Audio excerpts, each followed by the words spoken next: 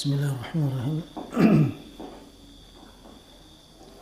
Assalamualaikum warahmatullahi wabarakatuh. Innal hamdalillah nahmaduhu wa nasta'inuhu wa nastaghfiruh wa na'udzu billahi min shururi anfusina wa min sayyiati a'malina. May yahdihillahu fala mudilla lahu wa may yudlil fala hadiya lahu. Asyhadu an la ilaha illallah wahdahu la syarika lahu wa asyhadu anna Muhammadan 'abduhu wa rasuluh. Yaqulu Allah tabaraka wa ta'ala, ya ayyuhalladzina amanu taqullaha haqqa tuqatih wa la tamutunna illa wa antum muslimun. يا أيها الناس اتقوا ربكم الذي خلقكم من نفس واحدة وخلق منها زوجها وبث منهما رجالا كثيرا ونساء واتقوا الله الذي تساءلون به والأرحام إن الله كان عليكم رقيبا. يا أيها الذين آمنوا اتقوا الله وقولوا قولا سديدا يصلح لكم أعمالكم ويغفر لكم ذنوبكم ومن يطع الله ورسوله فقد فاز فوزا عظيما. أما بعد فإن أصدق الحديث كتاب الله وخير الهدي هدي محمد صلى الله عليه وسلم وشر الأمور محدثاتها وكل محدثة في الدين بدعة وكل بدعة ضلالة wa kullu dhalalatin finnar. Iyadan billahi minan nar. Ikhwatal iman rahimani Allah wa iyyakum. Alhamdulillah, kembali kita mengucapkan puji syukur kita kepada Allah Subhanahu wa taala atas limpahan nikmat dan karunia yang Allah berikan kepada kita. Salawat beriringkan salam semoga senantiasa tercurahkan untuk Nabi tercinta, Nabi kita yang mulia Muhammad sallallahu alaihi wasallam. Melanjutkan kajian kita bersama kitab Lum'atul I'tiqad Al-Hadi ila Sabilir Rasyad yang ditulis oleh Imam Muwafaquddin Ibnu Qudamah Al-Maqdisi rahimahullah ta'ala dan dijelaskan oleh Syekh Muhammad bin Shalih Al-Utsaimin rahimahullah ta'ala. Pembahasan kita kali ini di poin 58 dan seterusnya tentang azab dan nikmat kubur. Tentang azab dan nikmat kubur. Untuk yang memegang kitab bahasa Indonesia di halaman 340. Halaman 340. Beliau Al-Imam Ibnu Qudamah mengatakan, wa 'adzabul qabri wa na'imuhu haqqun. Adapun wa qad ista'adha an-nabiy sallallahu alaihi wasallam minhu, dan sungguh Nabi sallallahu alaihi wasallam telah berlindung kepada Allah Subhanahu wa taala dari azab kubur tersebut. Wa amara bihi fi kulli salatin, dan Nabi juga memerintahkan umatnya untuk berlindung darinya pada setiap salat. Di poin 59 Syekh berkata, wa fitnatul qabri haqqun, dan fitnah kubur adalah suatu benar adanya. Wa su'alun munkar wa nakir haqqun, dan pertanyaan dari dua malaikat munkar dan nakir benar adanya. Wal ba'thu ba'dal mauti haqqun, dan kebangkitan setelah kematian adalah suatu yang benar adanya. Wadzalika hina yunfakhu Israfil atau yanfakhu Israfilu alaihi salam fis sur. Yang demikian terjadi tatkala Israfil meniupkan sangkakala. Allah berfirman dalam surah Yasin ayat 51, فَإِذَا هُمْ مِنَ الْأَجْدَاثِ إِلَى رَبِّهِمْ يَنْسِلُونَ. Ketika sangkakala tersebut ditiupkan, maka manusia-manusia bangkit dari kuburnya menuju Allah Subhanahu wa taala dengan cepat. Di sini Al-Imam Ibnu Qudamah menyebutkan dua lafaz, azab dan fitnah. Azab dan fitnah. Para ulama membedakan antara azab dan fitnah. Kalau fitnah, semua terfitnah. Semua terfitnah. Kecuali orang-orang yang dikecualikan di dalam hadis-hadis Rasulullah SAW. Seperti orang yang mati syahid, orang yang mati dalam menjaga perbatasan perang, orang yang mati di hari Jumat dalam ketaatan kepada Allah Subhanahu wa taala. Orang-orang yang demikian itu orang-orang yang Allah selamatkan dari fitnatul kubur. Namun azab kubur tidak semua orang dapat. Bisa jadi dia mendapatkannya, bisa jadi dengan dia mendapatkan nikmat di dalam kuburnya. Jadi kehidupan fitnah adalah ujian, cobaan, pertanyaan dari dua malaikat yang nantinya akan menundukkan dirinya dan bertanya kepada mayit tersebut di dalam kuburnya. Jika dia mendapatkan dari pertanyaan-pertanyaan tersebut dan mampu menjawabnya, maka dia akan mendapatkan nikmat. Namun sebaliknya, jika dia tidak mampu menjawab pertanyaan-pertanyaan tersebut, maka dia akan mendapatkan azab. Dan azab itu akan terus berlangsung sampai Allah tegakkan kiamat. Dan berat jemaah, berat. Kenapa demikian? Karena kehidupan barzakhiyah itu lebih panjang daripada kehidupan dunia. Sampai kapan, berapa lama, kita nggak tahu. Kita lihat Adam alaihissalam itu hidup di bumi, di dunia ini 960 tahun. Hidup di bumi 960 tahun. Tapi hidup di dalam perut bumi berapa tahun? Lebih panjang atau lebih singkat? Lebih panjang. Nabi Nuh alaihissalam hidup di muka bumi 1500 tahun. Dengan perbedaan pendapat di kalangan ulama. Tapi hidup di dalam perut bumi berapa tahun? Lebih panjang. Nabi Muhammad SAW hidup di muka bumi 63 tahun. Tapi hidup di dalam perut bumi berapa tahun? Ribuan tahun berlalu dari kehidupan Nabi kita yang mulia SAW. Maka kehidupan setelah kematian itu bagian yang harus kita imani tentang keimanan kepada hari akhir. Jadi keimanan kepada hari akhir itu diawali dengan datangnya malaikatul maut kepada dirinya. Dicabut nyawa sampai dia di dalam kuburnya, di dalam barzakh, sampai nanti dia mendapatkan nikmat atau adab dan pertanyaan-pertanyaan fitnah di dalam kuburnya, sampai dia dibangkitkan di hari kiamat.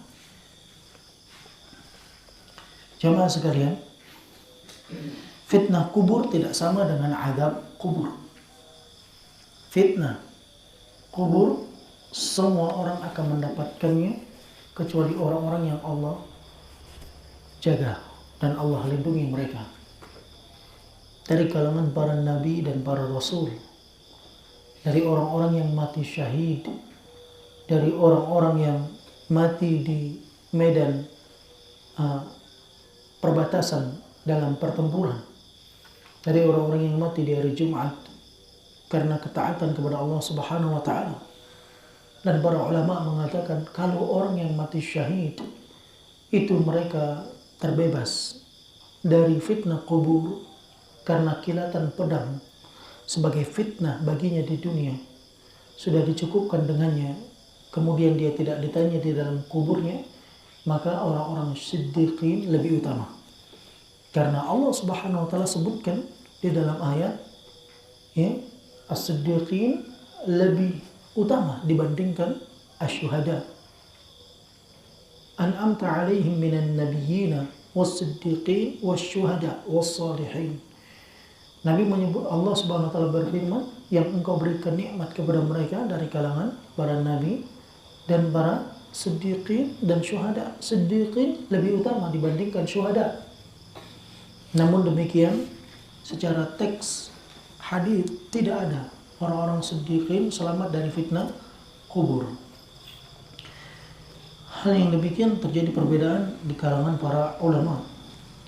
Beliau mengatakan fitnatul qabri, penjelasan dari Syekh Ibnu Utsaimin rahimahullah taala yang memegang kitab di halaman 340. Fitnatul qabr, fitnah al-qubur. Fitnah lughatan, al-fitnatu lughatan, fitnah ditinjau dari sisi bahasa artinya adalah al-ikhtibar, adalah ujian. Wa fitnatul qabri, dan yang dimaksud dengan fitnatul qabri adalah su'alul mayyit, pertanyaan untuk sesosok mayit, an rabbihi, tentang Tuhannya, wa dinihi, tentang agamanya, wa nabiyihi, dan tentang nabinya sallallahu alaihi wasallam. Ya, bangun semua, bangun semua.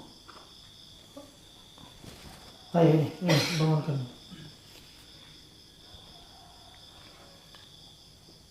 Baik, pertanyaan di dalam kubur adalah pertanyaan tentang 3 hal.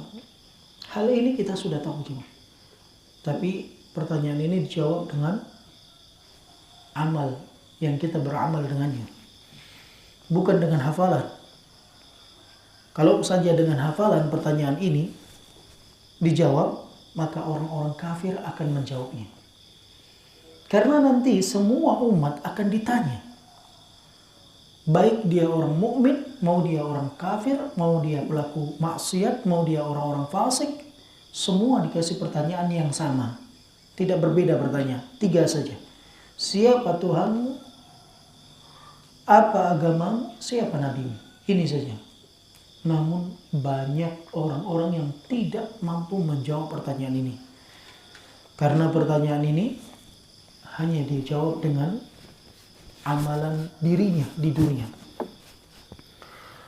Wa hiya thabitatun, dan tentang fitnah kubur tersebut telah ditetapkan di dalam Al-Quran dan As-Sunnah. Allah berfirman, yuthabbitullahu alladhina amanu bil qawli thabiti fil hayati dunya wa fil akhirah. Allah Subhanahu wa taala akan menetapkan orang-orang yang beriman dengan ucapannya di dunia dan di akhirat. Di dunia ketika sakaratul maut, di akhirat ketika dia masuk di alam barzakh. Dan pertanyaan tersebut benar adanya. Wa qala an-nabiy sallallahu alaihi wasallam, Nabi sallallahu alaihi wasallam juga menyabdakan, al-muslim, seorang muslim, idza su'ila fil qabri, apabila dia ditanya di dalam kuburnya, syahida alla ilaha illallah, lantas dia bersaksi bahwasanya tiada ilah yang berhak diibadahi kecuali Allah, wa anna Muhammadan Rasulullah, dan dia bersaksi bahwasanya Muhammad adalah utusan Allah Subhanahu wa taala. Falidzalik, oleh karenanya, qauluhu ta'ala, Allah Subhanahu wa taala berfirman, yuthabbitullahu alladhina amanu bil qawli thabiti fil hayatid dunya wa fil akhirah. Allah akan mengokohkan orang-orang yang beriman dengan ucapannya di dunia dan di alam barzakh, di akhirat. Rizi. Di mana? Di mana? Baik. Wasail, dan yang bertanya adalah malakan. 2 malaikat. Nabi SAW mengatakan dalam hadis yang diriwayatkan oleh Imam Muslim dan disebutkan pula oleh Imam Al-Bukhari di dalam kitab beliau, Kitabul Janaiz, bab tentang mayat mendengar derap langkah orang yang menghantarkan jenazah tersebut. Innal abda, sesungguhnya seorang hamba, idza wudi'a fi qabrihi, apabila dia diletakkan di dalam kuburnya, wa tawalla anhu ashabu, dan orang-orang yang menghantarkannya berpaling darinya, meninggalkannya. Innahu la yasma'u qur'ani 'alihim, sesungguhnya mayat itu mendengar derap langkah orang-orang yang mengantarkannya. Qala, maka Nabi SAW mengatakan, ya'tihi malakan, lantas 2 malaikat pun mendatanginya. Fayuq'idanihi, dan 2 malaikat itu mendudukkan mayat tersebut untuk ditanya oleh 2 malaikat. Wasmuhuma, dan nama daripada 2 malaikat itu adalah Munkar wa Nakir. Malaikat Munkar dan malaikat Nakir. Sebagian ulama menyebutkan 2 nama ini bukanlah nama, tapi sifat. Sebagian yang lain mengatakan ini adalah nama dari malaikat tersebut. Sebagaimana diriwayatkan oleh Imam At-Tirmidzi dari Abu Hurairah sampai kepada Rasulullah SAW, dan beliau mengatakan, Imam Tirmidzi mengatakan hadis hasan gharib. Wa qala Al-Albani, Imam Al-Albani mengatakan dan sanadnya hasan. Wa huwa ala syarti Muslim, dan hadis ini sesuai dengan apa yang dipersyaratkan oleh Imam Muslim.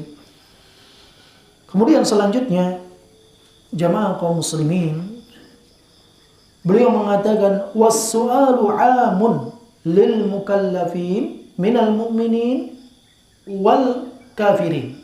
Soal pertanyaan itu umum buat seluruhnya, apakah dia orang-orang yang beriman atau orang-orang yang kafir yang sudah taklif. Kapan seorang mendapatkan taklif? Kapan Faiz? Kapan seorang taklif? Kapan? Kapan seorang mendapatkan beban tanggung jawab syariat? Rapa? Kapan seorang mendapatkan beban tanggung jawab syariat? Waktu baligh. Kapan seorang baligh? Sudah belajar kan? Kapan baligh ikmal? Umur 14 atau 15? 15 tahun. Kemudian apalagi tandanya? Mimpi basah. Kalau kering enggak? Enggak, mimpi basah. Ya, terus tumbuh bulu kemaluan. Terus satu lagi. Siapa yang bantu? Satu lagi, Fajri.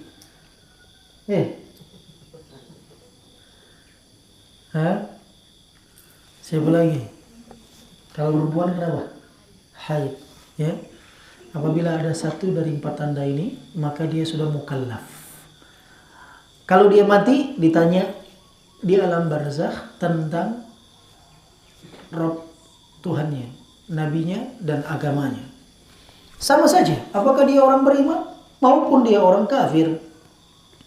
Wa min hadhil ummah, apakah dia dari umat Muhammad SAW, wa ghairihim, atau dari umat selain umatnya Nabi SAW, alal qawli sahih, dan ini pendapat yang sahih. Namun di sana ada pendapat yang lain, bahwasanya yang ditanya hanya orang-orang Islam saja, orang kafir tidak ditanya, tapi dia langsung dikasih azab. Nah, tapi pendapat yang kuat yaitu pendapat ini, umum pertanyaannya.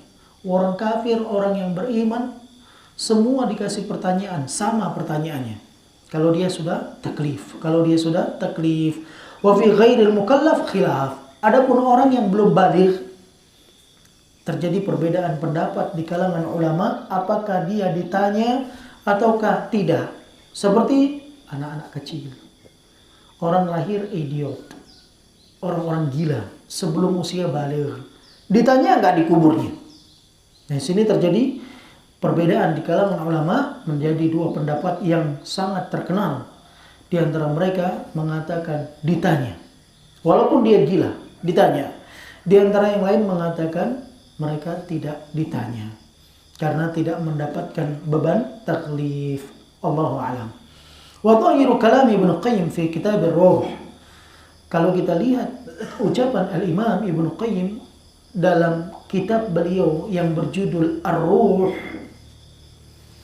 maka orang gila, anak kecil, orang yang belum taklif ditanya. Jadi semua akan mendapatkan pertanyaan yang sama. Man rabbuk? Waman nabiyyuk wa madinuk? Ditanya. Kemudian wa yustatna min dzalik, dan dikecualikan dari orang-orang yang mendapatkan pertanyaan di dalam kubur adalah asyhad, orang yang mati di medan perang, mati syahid. Sesuai dengan hadis yang disebutkan oleh Al-Imam An-Nasa'i rahimahullahu ta'ala. Beliau mengatakan bahwasanya Rasulullah SAW bersabda, "Ma balal mu'minina yuftanuna fi quburihim illa syahid." Senantiasa orang-orang beriman akan terus ditanya oleh dua malaikat di dalam kubur mereka kecuali orang yang mati syahid. Kafa bibariqati as-suyufi ala ra'sihi fitnah. Cukup kilatan pedang yang menyambar-nyambar di atas kepala mereka itu sebagai fitnah bagi dirinya di dunia ini. Dan disebutkan pula waman mata murabitan fi sabilillah.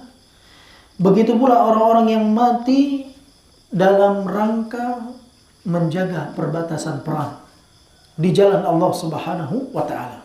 Li hadithi rawahu Muslim, dalam sebuah hadis yang disebutkan oleh Imam Muslim. Imam Ibnu Utsaimin mengomentari hadis tersebut dan beliau berkata, kalau begitu siddiqin lebih utama, selamat daripada fitnah kubur, karena siddiqun disebutkan dalam ayat lebih dahulu daripada syuhada. Para nabi, para siddiqin, syuhada, baru orang-orang soleh. Namun demikian, ini pendapat Imam Ibnu Utsaimin rahimahullahu ta'ala. Ingat jamaah sekalian, berarti di sini ya, kalau kita lihat tuh orang-orang di Palestina kayaknya tersiksa, ya, kayaknya dia terbantai dan seterusnya. Itu nikmat, mereka mendapatkan nikmat dari Allah. Ingat, idza aradallahu khairan bi'amdin ajjala lahu uqubah. Kalau Allah inginkan kebaikan bagi seorang hamba, Allah dahulukan hukumannya, disegerakan. Nah, bisa jadi ujian yang Allah berikan kepada orang-orang Palestina, Allah ingin menyelamatkan mereka dari fitnah kubur. Jangan dikira fitnah kubur itu gampang jawabnya. Orang yang nggak bisa jawab langsung dapat siksa sepanjang dia berada di barzakh sampai ditegakkan kiamat. Berat juga. Bisa jadi orang-orang Palestina itu mereka betul-betul mendapatkan nikmat dari Allah Subhanahu wa taala. Mereka orang-orang yang ikhlas di jalan Allah Subhanahu wa taala, berjuang membela tanah Palestina, membela Baitul Maqdis agar tetap di tangan orang-orang Islam. Walaupun kita di sini mengatakan, oh kayak gini. Mereka hidup.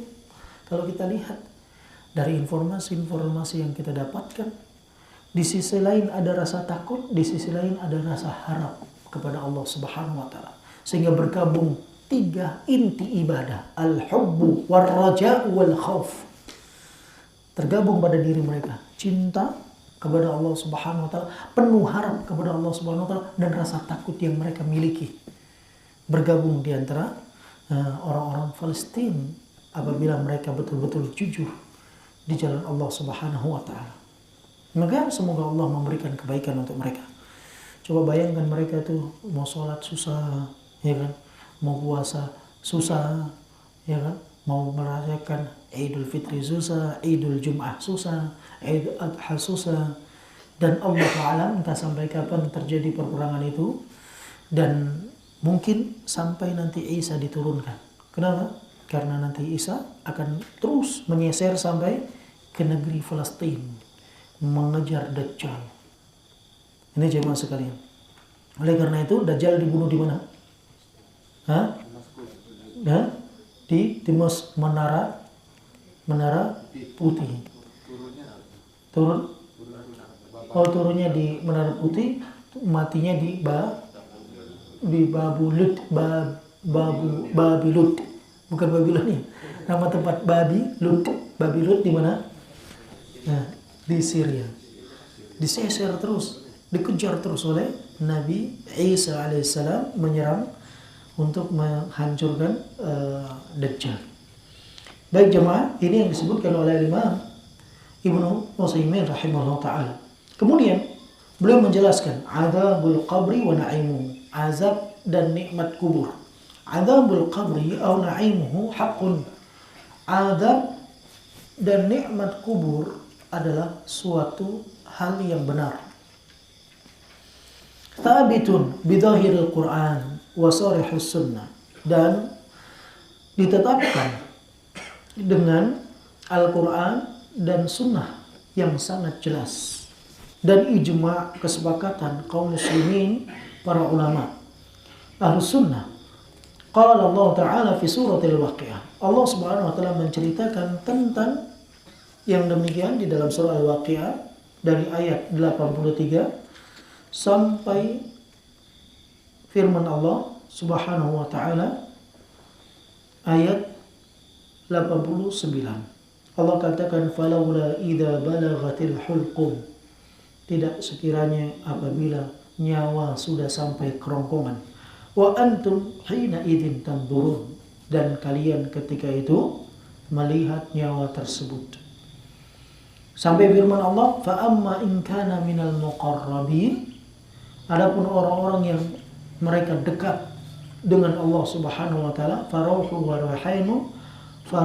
wa rayhanu wa jannatu na'im, maka dia mendapatkan kenikmatan Allah Subhanahu wa Ta'ala dan surga dan kenikmatannya sampai akhir hayat. Wa kana Nabi sallallahu alaihi wasallam yata'awwadhu billahi min 'adzabil qabri, Nabi sallallahu alaihi wasallam juga berlindung kepada Allah dari azab kubur. Wa amara ummatahu bidzalik, dan memerintahkan umatnya untuk berlindung dari azab kubur tersebut. Kemudian wa qala an-nabi sallallahu alaihi wasallam fi hadits al-Bara bin Azib al-masyhur fi qissati fitnatil qabr. Ini sudah kita kisahkan, kisahnya panjang. Nabi sallallahu alaihi wasallam juga menceritakan tentang fitnah atau tentang azab kubur dan fitnah kubur di dalam sebuah hadits yang diriwayatkan oleh sahabat yang mulia Al-Bara bin Azib. Fayunadi munadin minas sama an sadaqa 'abdi fa afrishuhu minal jannati wa albisuhu minal jannati waqtafuhu waftahu lahu baban ilal jannah fayatihi min rihiha wa tibiha wa yufsahu lahu fi qabrihim mudda basarihi. Kemudian akan ada suara dari langit membenarkan ucapan hambanya, bukakan untuknya permadani, bentangkan untuknya permadani dari surga, pakaikan untuknya pakaian dari surga, bukakan untuknya pintu menuju surga. Maka datanglah kepadanya wangi surga tersebut dan dibukakan untuknya dari kuburnya sepanjang mata memandang, sejauh mata memandang. Wa qala fil kafir, begitu juga beliau menceritakan tentang orang kafir. Kalau tadi kondisi orang mukmin, akan ada panggilan dari langit bahwasanya hambanya berdusta, dibukakan untuknya atau dibentangkan untuknya dari neraka, permadani dari neraka, dan dibukakan untuknya pintu dari neraka, dan datanglah kepadanya panasnya dan bau busuknya. Lantas disempitkan kuburnya sampai bertemu antara tulang-tulang rusuknya. Jadi ini siksa yang dirasakan oleh orang di dalam kubur. Na'udzubillah. Dan Nabi SAW berlindung kepada Allah Subhanahu wa Ta'ala dari azab kubur. Allahumma inni a'udzubika min adzabil qabri wa adzabi jahannam wa a'udzubika min fitnatil mahya wal mamat wa min fitnatil masiihid dajjal. Setiap salat, setiap di penghujung salat Nabi berlindung kepada Allah dengan dari azab kubur tersebut.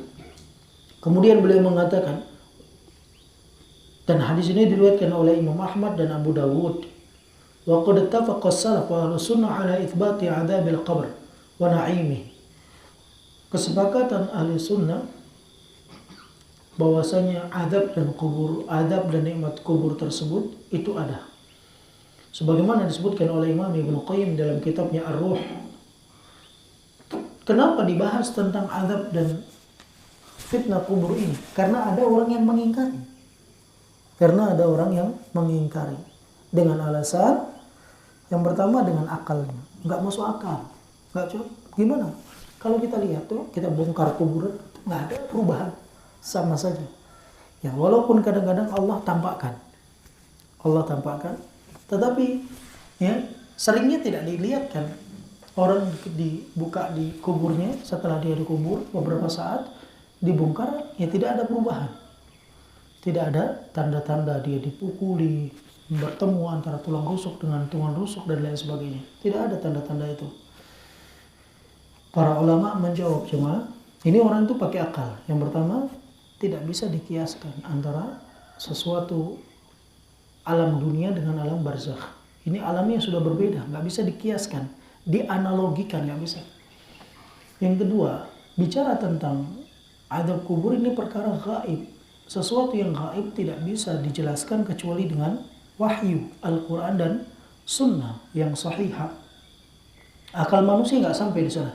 Makanya orang-orang mulahid, orang-orang mulhid yang mereka menolak akan yang demikian, orang-orang ateis, termasuk diantara orang-orang Mu'tazilah yang mengingkari tentang adanya azab kubur, yang demikian mereka beralasan bahwa kalau kita bongkar kuburan tersebut, kita temukan dia seperti waktu dikubur, nggak ada perubahan sedikit pun, ya. Maka dijawab oleh para ulama, ketetapan tentang azab kubur ditetapkan dalam Al-Quran.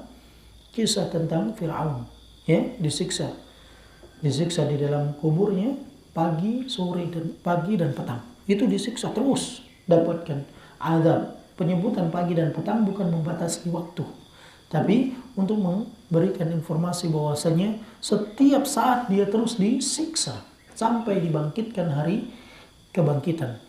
Kemudian di dalam sunnah, hadis Nabi SAW berlindung dari azab kubur. Kalau saja Nabi memerintahkan kita untuk berlindung dari azab kubur, dan beliau berlindung dari azab kubur, kalau yang demikian nggak ada, buat apa berlindung? Kan gitu ya? Karena Nabi tidak mungkin melakukan hal yang sia-sia, dan tidak mungkin memerintahkan umatnya dari hal yang sia-sia, tidak mungkin. Nabi perintahkan kita untuk berlindung daripada azab kubur. Kemudian kesepakatan kaum muslimin dari kalangan salafus saleh, orang-orang saleh terdahulu, tentang adanya azab dan fitnah kubur tersebut. Yang kedua jemaah, keadaan akhirat dari alam barzakh, dari kematian, siksa azab kubur dan lain sebagainya, nggak bisa dianalogikan dengan perkara dunia. Perkara yang bisa dilihat dengan mata, bisa dirasa, bisa sentuh dan lain sebagainya. Nggak bisa dianalogikan. Kenapa? Karena alamnya sudah berbeda. Alamnya sudah berbeda. Walaupun diletakkan alat-alat untuk mengecek dengan teknologi yang ada, dimasukkan di dalam kubur tersebut, maka dia tidak akan temukan. Karena hakikatnya bukan kubur cuma. Hakikatnya apa? Barzakh. Karena ada orang mati nggak dikubur. Ada orang mati nggak dikubur. Orang-orang kafir itu, sebagian mereka mati dibakar. Ya kan? Sebagian mereka mati ditaruh atas bukit gunung tinggi. Dimasukkan peti, dijadikan mumi, ditaruh di atas lereng-lereng gunung. Kan gitu, dia nggak dikubur. Sebagian yang lain dimakan ikan. sampai tidak tersisa lagi. Dia nggak dikubur, tapi akan ada fitnah itu. Pertanyaan tentang siapa Tuhannya, apa agamanya, dan siapa nabinya. Dan kalau dia bisa menjawab, dia dapat nikmat. Kalau dia tidak dapat jawab, maka dia dapat azab. Ini disebut dengan adzabul kubur. Dan ini alam barzakh. Intinya perbedaan alam ini. Para ulama memberikan, ya, Allah memisalkan mati seperti apa? Saudaranya mati apa? Hah? Apa? Tidur, ya. Saudara mati itu tidur. Kata Nabi SAW, an-naumu akhul maut. Tidur itu saudaranya mati. Jadi kalau kita mau tidur, kita mau mati cuma. Betul. Kita mau tidur itu kita mau mati. Maka kita titipkan roh kita kepada siapa? Kepada Allah. Ada roh yang Allah Subhanahu wa taala tahan, nggak balik lagi. Maka orang tidur nggak bangun lagi. Sampai kapan? Sampai Allah bangkitkan nanti di hari kiamat. Ada orang demikian. Ada orang tidur, Allah balikkan lagi rohnya. Sehingga besok dia bangkit. Ya kan? Ada orang demikian. Nah jemaah sekalian, kata Nabi SAW, an-naumu akhul maut. Maka jangan sering-sering tidur. Loh, para ulama mengatakan tuh, ya tidur tuh nggak, tidur sehat tuh 4 jam. Kalau dokter 8 jam. Ya kan? 8 jam. Ulama tidur sehat 4 jam. Makanya Syekh Albani itu tidurnya 4 jam. Ibnu bin Baz 4 jam. Ibnu Utsaimin 4 jam. Shalih Fauzan 4 jam. Syekh Ustadz Yazid itu pernah menyampaikan seorang talib itu nggak layak tidur lebih dari 4 jam. Ya, dia terus gini. Jadi tidurnya 4 jam cuma. Kalau lebih banyak, itu dicela.